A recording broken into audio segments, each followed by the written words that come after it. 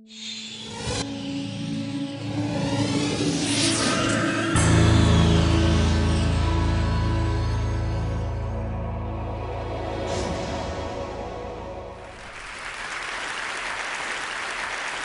world is changing with really remarkable speed. If you look at the chart at the top here, you'll see that in 2025, these Goldman Sachs projections suggest that the Chinese economy will be almost the same size as the American economy. And if you look at the chart for 2050, it's projected that the Chinese economy will be twice the size of the American economy, and the Indian economy will be almost the same size as the American economy.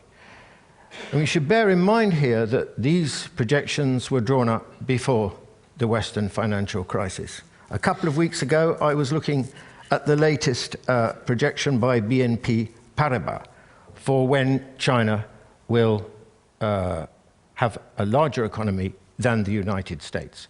Goldman Sachs projected 2027. The post-crisis projection is 2020. That's just a decade away. China is going to change the world in two fundamental respects.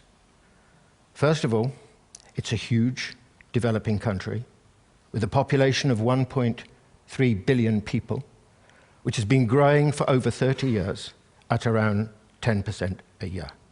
And within a decade, it will have the largest economy in the world.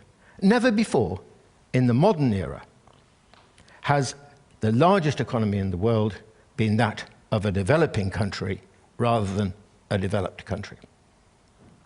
Secondly, for the first time in the modern era, the dominant country in the world, which I think is what China will become, will be not from the West and from very, very different civilizational roots. Now, I know it's a widespread assumption in the West that as countries modernize, they also westernize. This is an illusion.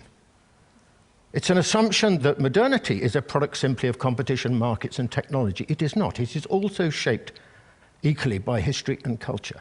China is not like the West, and it will not become like the West. It will remain in very fundamental respects very different. Now, the big question here is obviously, well, how do we make sense of China? How do we try and understand what China is? And the problem we have in the West at the moment, by and large, is that the conventional approach is that we understand it really in Western terms using Western ideas. We can't. Now, I want to offer you 3 building blocks for trying to understand what China is like, just as a beginning. The first is this, that China is not really a nation state. Okay, it's called itself a nation state for the last 100 years. But anyone knows anything about China knows it's a lot older than this. This was what China looked with the victory of the Qin dynasty in 221 BC at the end of the Warring State period, the birth of modern China. And you can see it against the boundaries of modern China.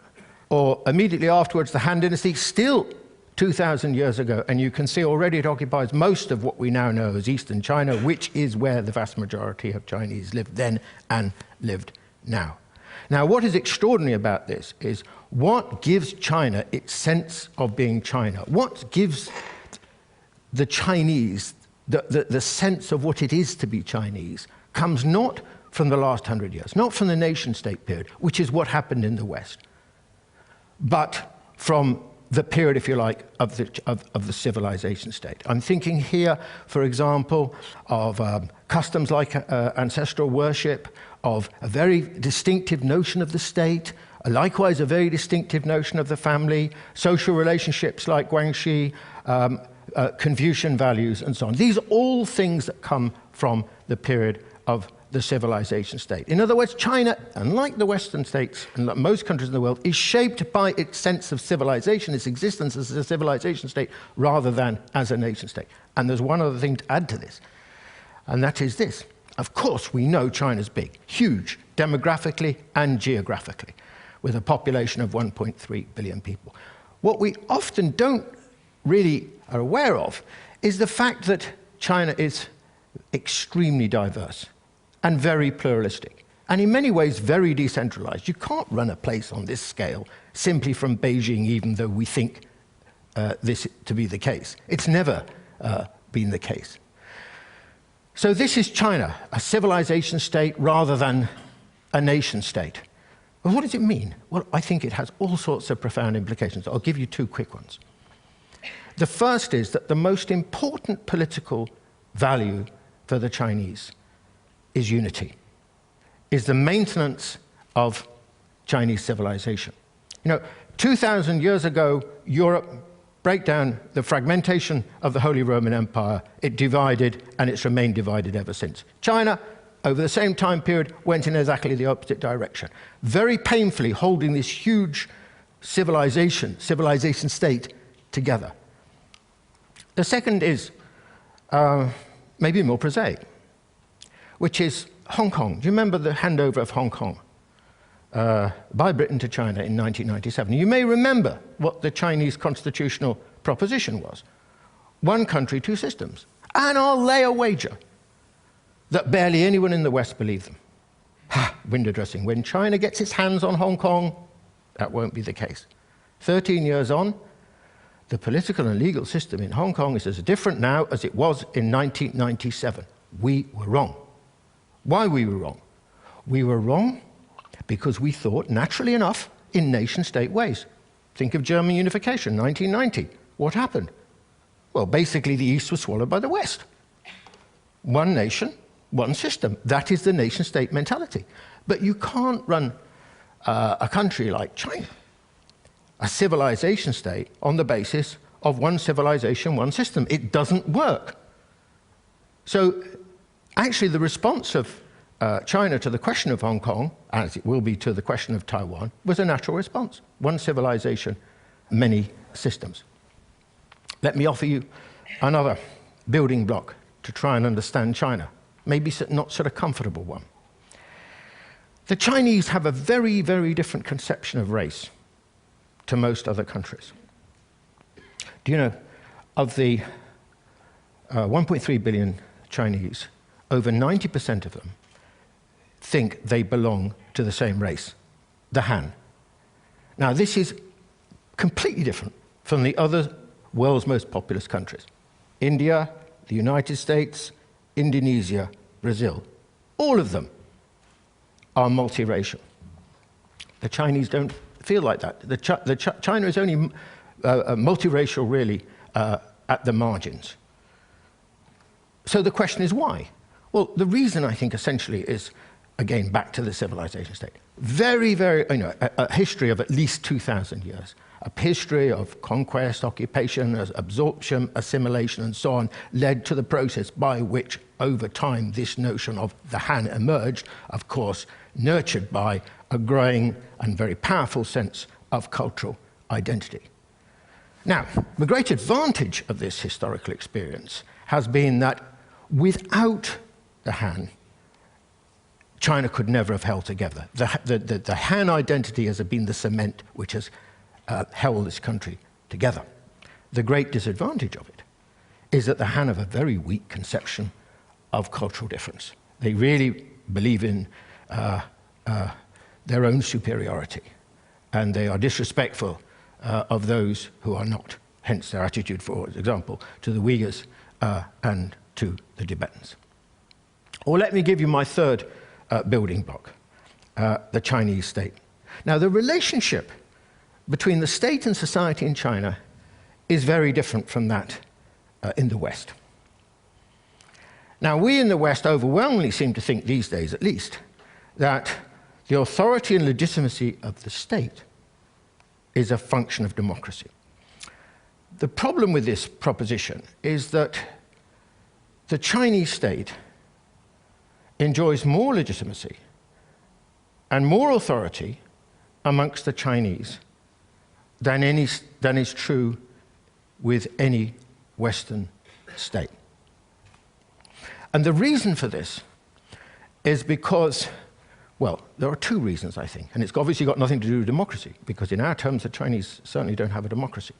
But the reason for this is, firstly, because The state in China is given a very special, enjoys a very special significance as the representative, the embodiment, and the guardian of Chinese civilization, of the civilization state.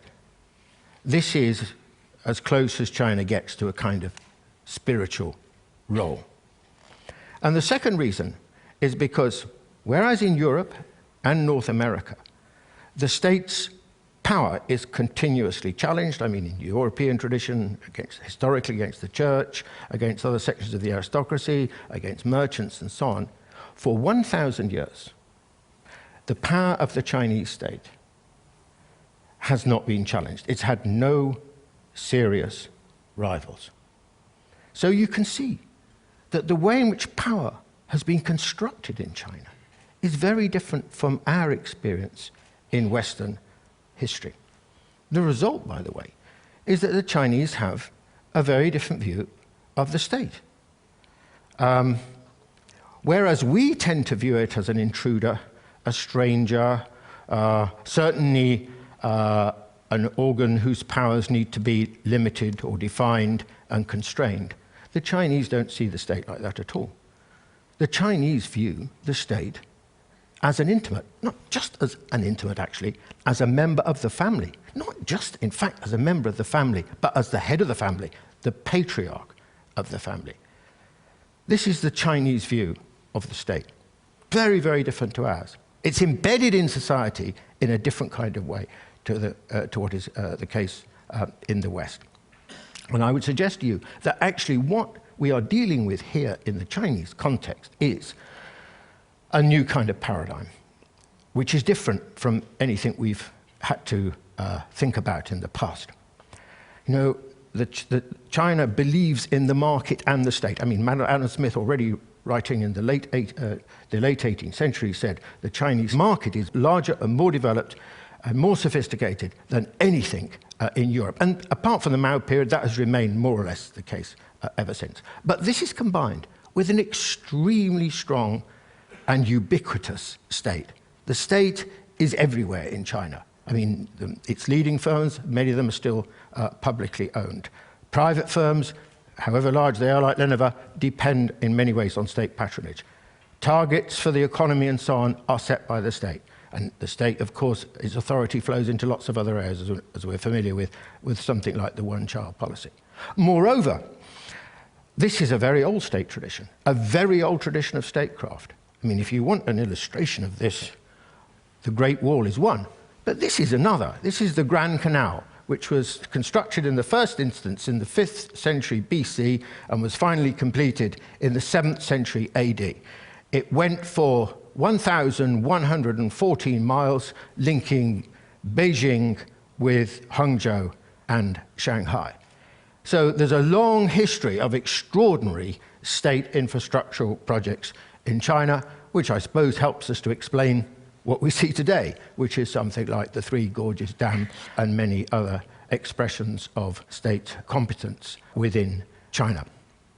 So there we have three building blocks for trying to understand the difference that is China: the civilization state, the notion of race, and the nature of the state in its relationship to society.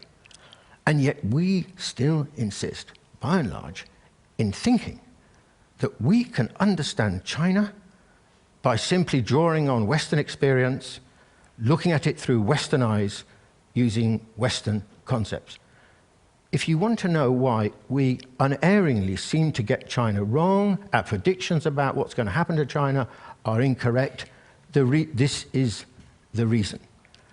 Unfortunately, I have to say that I think our attitude towards China is that of a kind of little Westerner mentality.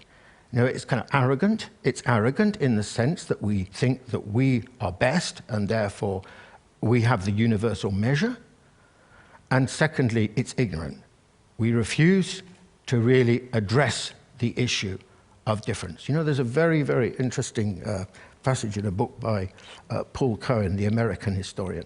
And Paul Cohen argues that the West thinks of itself as probably the most cosmopolitan of all cultures. But it's not. In many ways, it's the most parochial.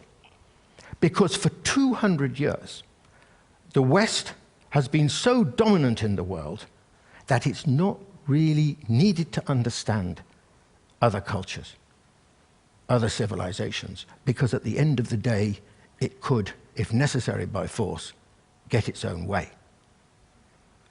Whereas those cultures, virtually the rest of the world, in fact, which have been in a far weaker position vis-à-vis the West, have been thereby forced to understand the West because of the West's presence in those societies. And therefore, they are, as a result, more cosmopolitan in many ways than the West. I mean, take the question of East Asia. East Asia, Japan, Korea, China, etc. A third of the world's population lives there. Now the largest economic region in the world. And I'll tell you now, that East Asians, people from East Asia, are far more knowledgeable about the West than the West is about East Asia. Now this point is very germane, I'm afraid, to the present.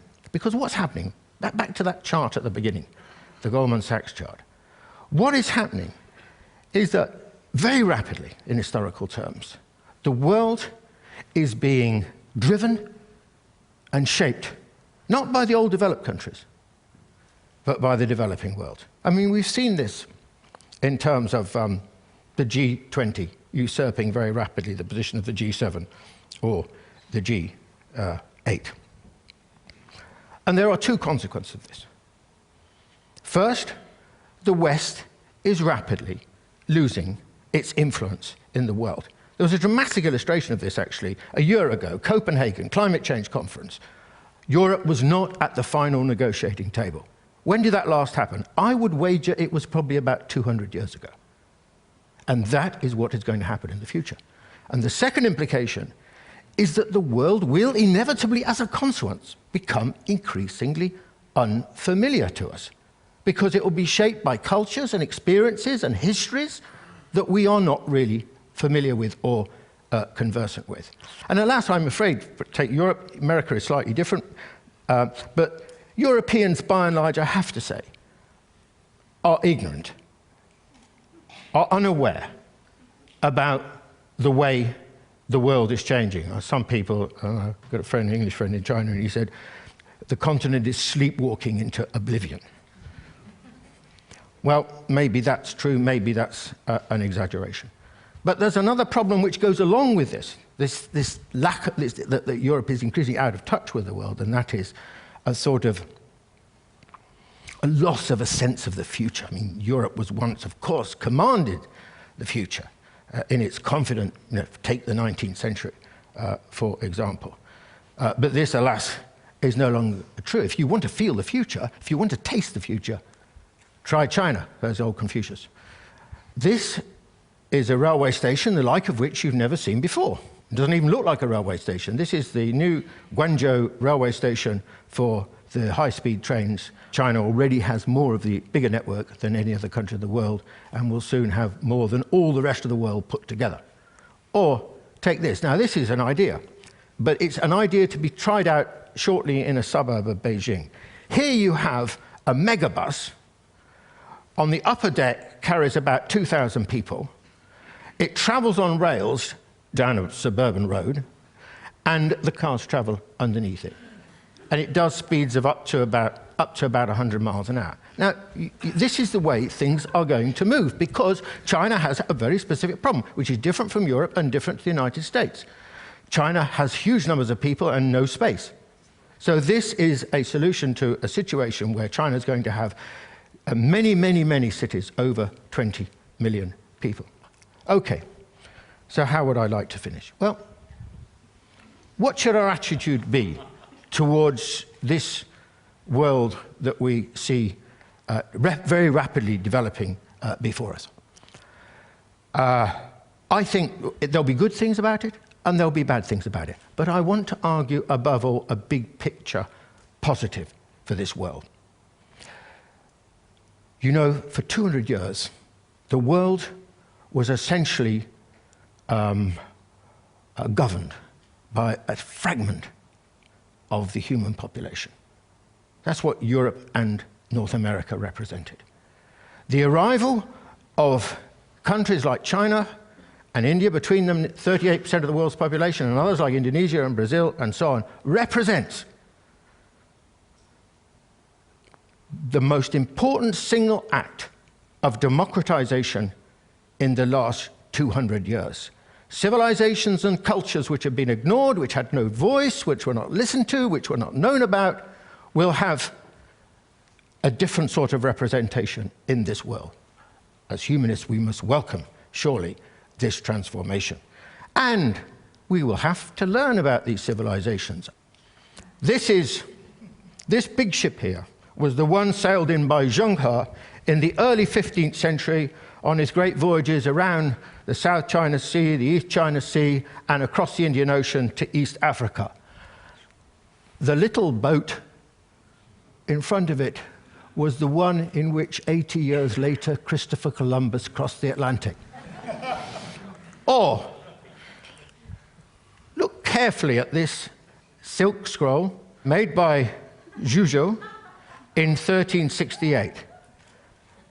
I think they're playing golf. Christ, the Chinese even invented golf. Welcome to the future. Thank you.